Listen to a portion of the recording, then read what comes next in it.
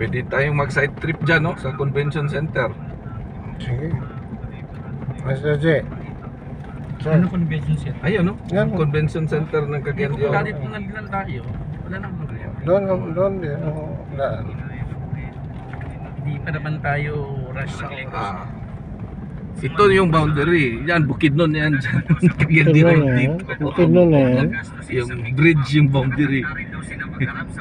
Anong... Diyan to, sir, yung ano, yung cave na yung artifacts since mga early ages pa. Dyan? Yung tinatawag Calavera Caves kasi nandyan yung mga buto ng mga ninuno. Okay. Yung mga Wala early yung pangalan ko cities. siya dito. Individual. Saan siya? Dito. Wala ba? Wala eh. Sa una niya